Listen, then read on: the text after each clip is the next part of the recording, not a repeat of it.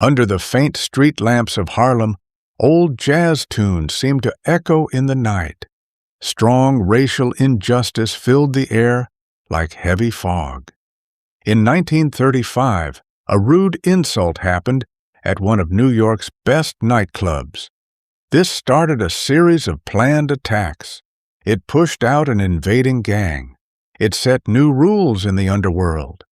This revealed the high prices and secret pains for people who fought for justice in hidden power places.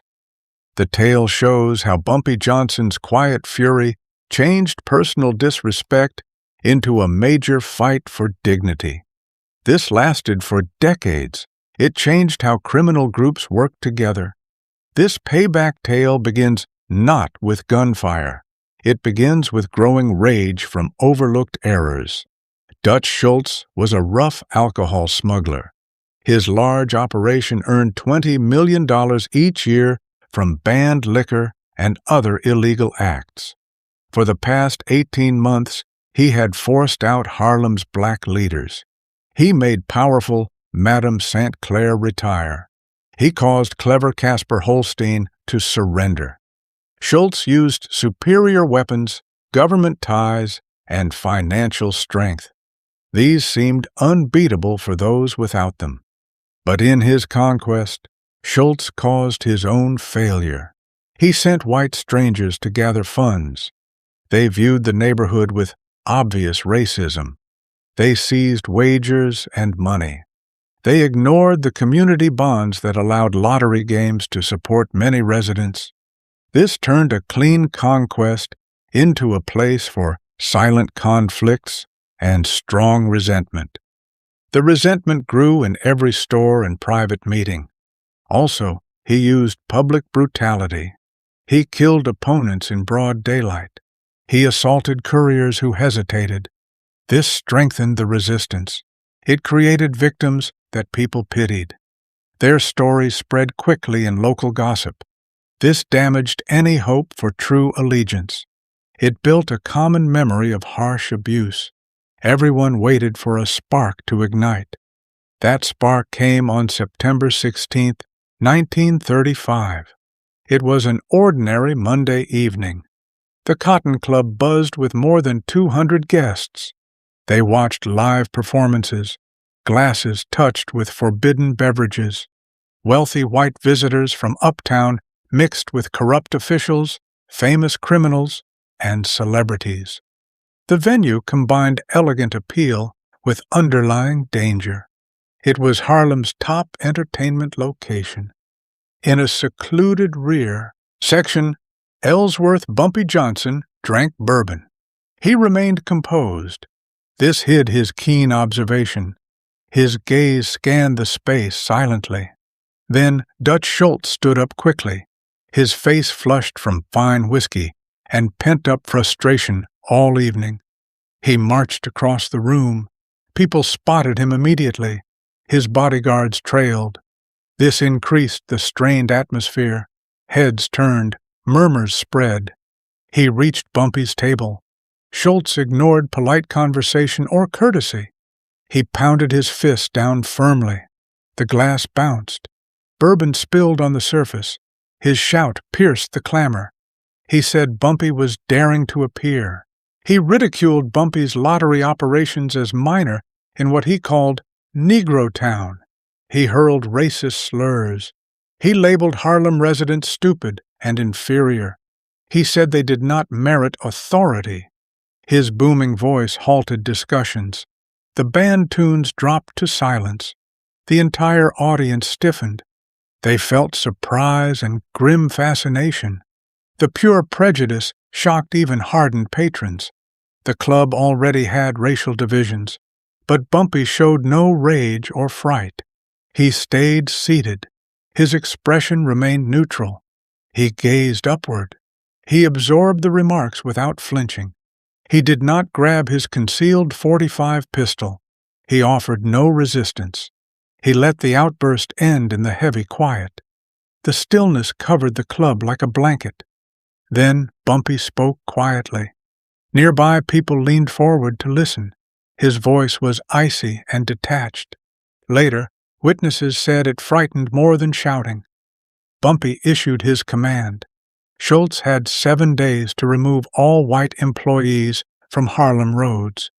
After that, any remaining would perish, not just injured or expelled, killed completely. He said public offenses were Schultz's decision, but decisions lead to consequences. For this offense, his crew would pay with their lives. He advised Schultz to spend the time wisely. Schultz felt unsettled by the unwavering poise. He chuckled loudly. The chuckle shattered the tense mood. He derided the 7-day deadline. He saw Bumpy as beneath him. He faced the watching audience. He made the demand seem amusing. He called it the top joke of his week. Then he faced back. He vowed in 7 days Bumpy would serve him or perish. He said no alternative existed. Racial hierarchies could not shift. That was simply the reality. If Bumpy was too foolish to realize, harsh teachings awaited. Bumpy replied nothing. He finished his remaining drink. He rose gradually. This showed no hurry and total confidence. He walked to the exit.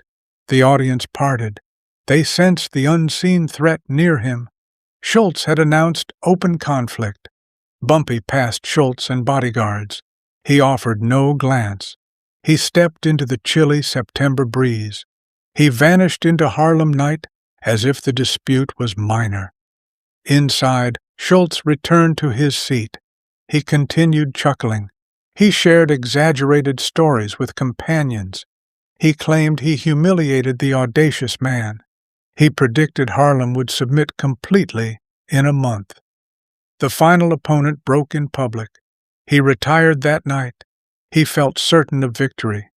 He overlooked the payback scheme beginning. As Bumpy walked familiar roads to his home on West 139th Street, his thoughts analyzed the encounter precisely. He saw not only his own injury, he saw the larger opportunity. Schultz's display had united Harlem against him accidentally. It turned a territory dispute into a symbol for racial dignity. This could attract silent supporters. It could back tough actions. It exposed Schultz's vulnerabilities. He failed to grasp the community's customs. By 1:30 a.m. at home, Bumpy formed a precise strategy with 3 elements. First, disappear completely immediately. Shut down visible operations. This displayed vulnerability. It made Schultz overly confident. This protected Bumpy from counterattacks. Second, strike Schultz's main employees forcefully. Avoid the leader with strong protection. This prevented large-scale gang warfare on Harlem. Target the 8 primary men, daily collectors, brutal enforcers, operation managers. Eliminate them to dismantle the structure internally. Third, attach a permanent guideline to the assassinations. Make each one demonstrate no racial offenses permitted. Establish a precedent. Future intruders would comply. Compel white criminals to treat black ones equally or face demise. Bumpy avoided rest. He contacted his trusted crew. These men remained faithful through difficult periods. They could perform tasks covertly, even under pressure. He provided them the 8 names. He described each man's role in Schultz's control, from money transporters to intimidation specialists. Eliminate them to unravel everything. His directives were precise. Begin with Vincent Mell the following evening. He was 38, veteran collector. He completed Central Harlem circuits at 11 p.m. He carried roughly $4,000 and records. Attack him after final pickup. Transport to secure location. Interrogate with torture to force him to comprehend the reason.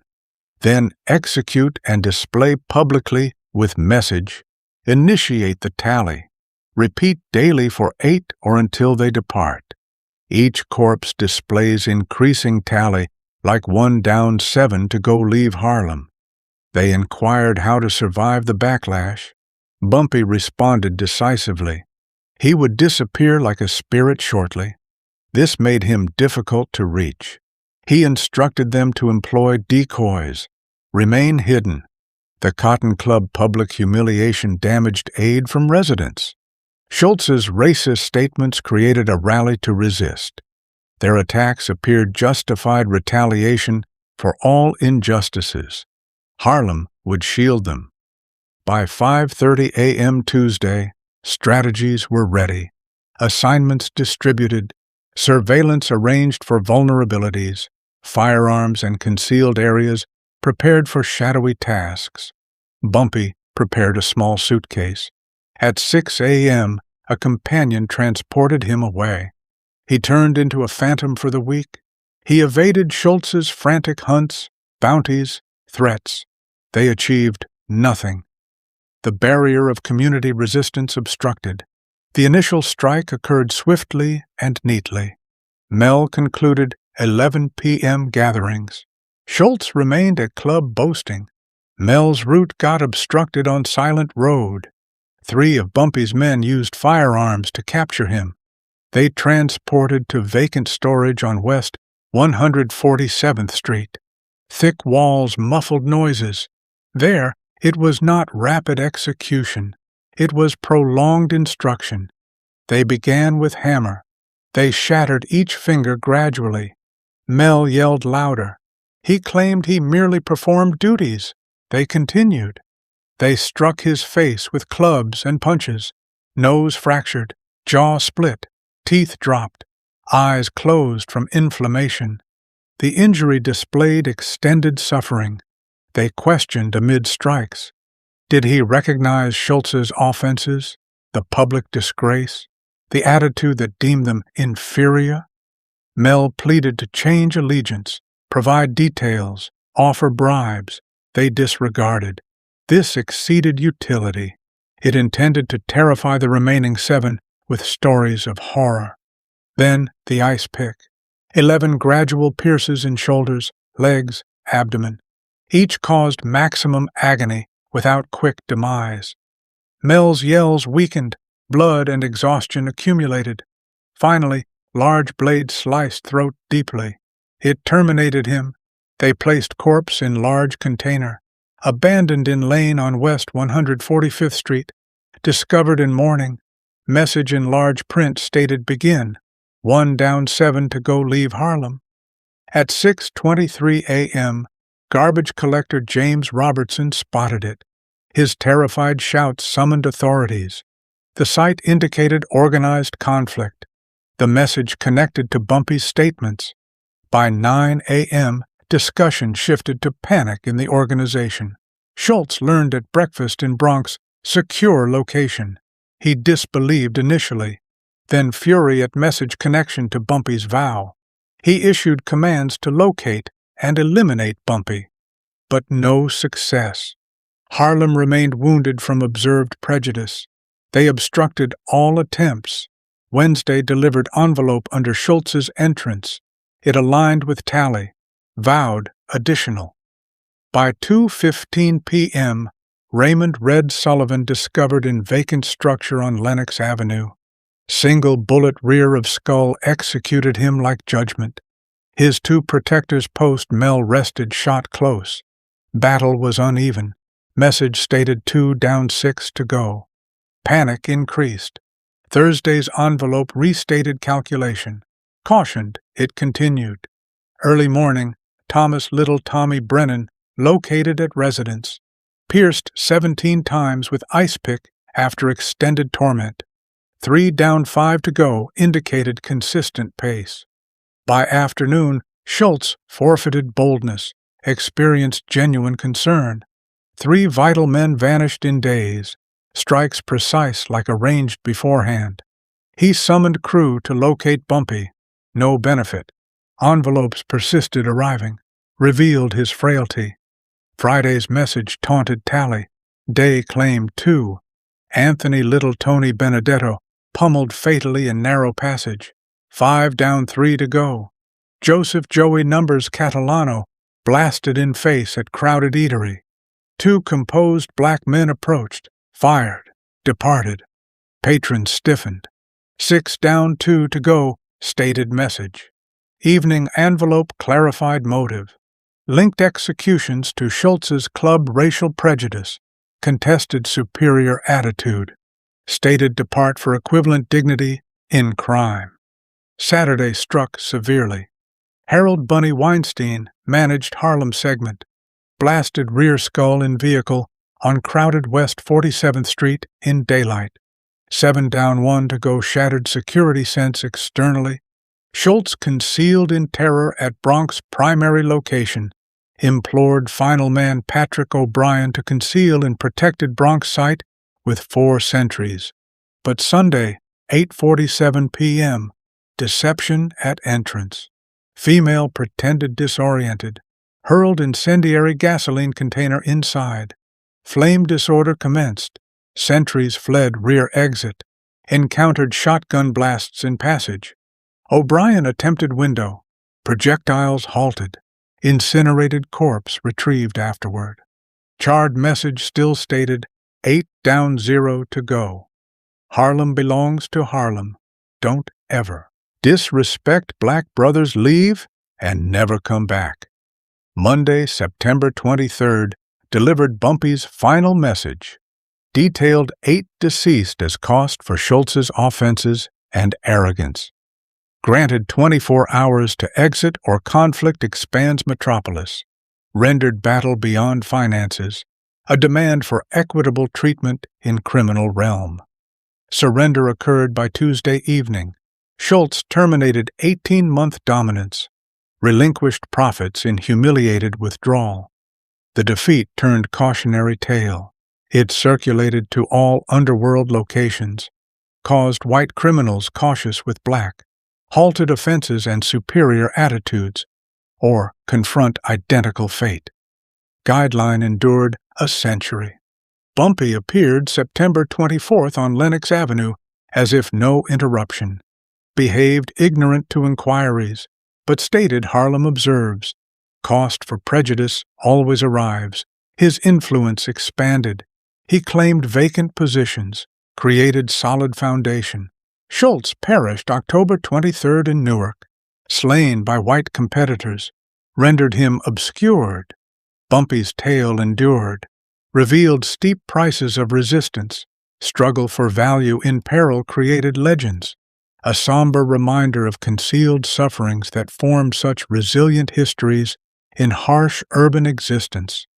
For more deep looks into Harlem's dark leaders, subscribe to Bumpy Johnson, King of Harlem.